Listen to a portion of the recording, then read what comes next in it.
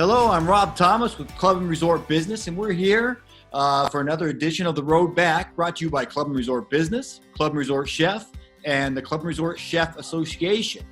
Today's edition of The Road Back is brought to you by Club Car. The newest fleet of golf carts from Club Car, Tempo with Tempo Car Connect, have been built with automotive styling and integrated features for the comfort and entertainment of golfers, while their connected technologies gives golf course operators the freedom to manage the course from the course, not the desk.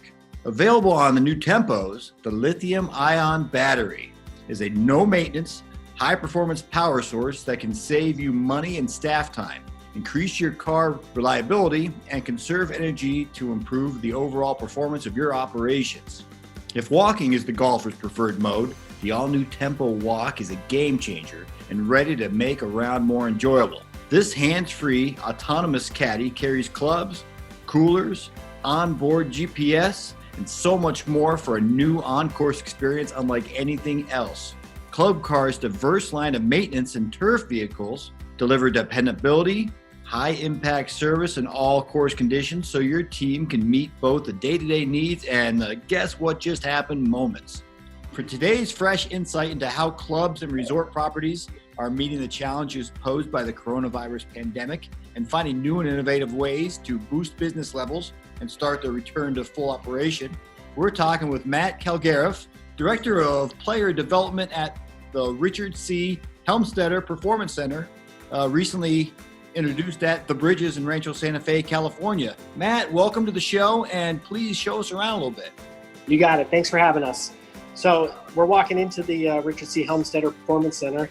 As we come in, you can see we have a little lounge here on the right with a virtual green with putt view for putting simulation. This TV will switch over to video for 2D video putting lessons. And then as we walk through here, we'll come into our main teaching center, which has 3D or 2D cameras around the walls. So I'll give you a little tour. So there's our setup with the cameras in the desk there. We got a camera on the back wall. And as we rotate through, camera and a TV for a lefty there. This is also outfitted with Swing Catalyst, which is a 3D motion plate, which allows us to see forces in the ground. Yeah, so we're really excited to partner up with Swing Catalyst and the motion plates to give us the forces we can't see in the golf swing. Then as I walk you through over here, we're gonna come into where we have a full swing simulator. So this full swing simulator will double as kind of a top golf feel in the evenings, and then we'll use it for club fitting during the daytime. Again, this room also has 2D cameras all around the room, which we could use for teaching. And then we have our club fitting SKUs, which we have stored in toolboxes. Steve, can you pull that open? So this will make it very convenient for our members when they come in for their club fittings. And then as I walk you up here, we have a full bar lounge area, where we can do corporate outings, birthday parties, social gatherings. Yeah. How large is your facility, and where is it located? The facility, how many? 2,700 square feet. And then it's located on the south end of the range near our sports center. So it's convenient for us to get over to our sports center for fitness and TPI. So Matt, it's not just for instruction and club fitting, right? So you said you can do some entertainment. Are non-golfers, are they included? Is there anything for them to do? You know, this is where I'm going to pass it over to our club president, Mr. Douglas. Beautiful. So would you like to kind of understand what it is why we decided to do something like this and how it came about and all that kind of stuff, or do you want to be a little more specific? No, exactly. Basically two things. What it benefits current members, and Sure. how you see it maybe in the future as a recruiting tool, bringing in more members. So you've hit one of the nails right on the head, because this business, this industry, it used to be that country clubs were all about a great golf course, but the industry has changed and life has changed, and it's now about lifestyles, right? Different types of lifestyles, and then there's been a lot of overbuilding in the club industry over the years, and so you got to make yourself relevant and different. What differentiates you from the next guy down the street that's just cut his initiation fees by $40,000, all that kind of stuff, right? So it was a combination of a lot of those things, but there are parts of the industry that are thriving, like Topgolf. So we kind of started to think, why does Topgolf work so well for people, And it was a combination of technology and entertainment, right? Those kind of things. And so we believe that in order to differentiate ourselves and provide a better opportunity for members to enhance their game, for those ones who are really competitive, to enhance their game, and then with a combination of fitness and instruction here, for those of us that are a little older that want to play a little longer pain-free, we're going to be able to combine those things, right?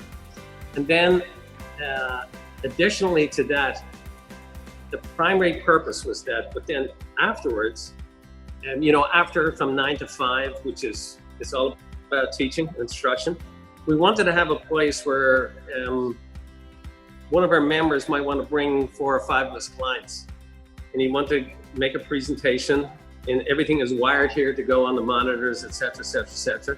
And then maybe play Pebble Beach on the simulator while they had a couple of glasses of wine, and we could cater some food and all that kind of stuff.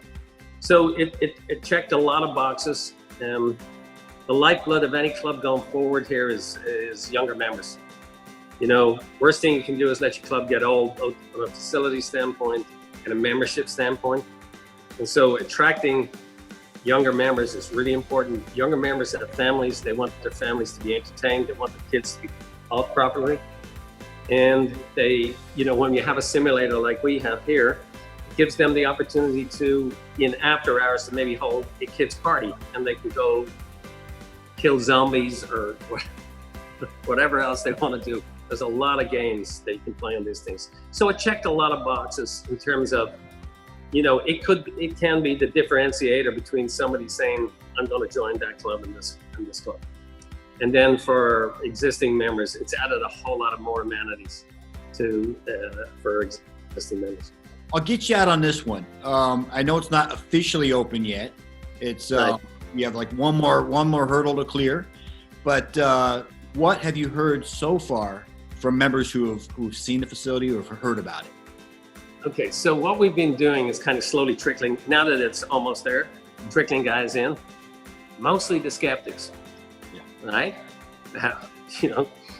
And I just think that nobody really had the vision or the view of what it was. I think they thought it was going to be a shed, right, that you kind of hit balls out of, right? Their first impression is when and we built it into the hill, so it's so much bigger inside than it looks from the outside, because we built it down into the, into the ground, that kind of thing.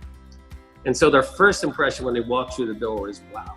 Just looking at the place, it's like, oh wow, I never thought it was this big or this, this nice, all that kind of stuff.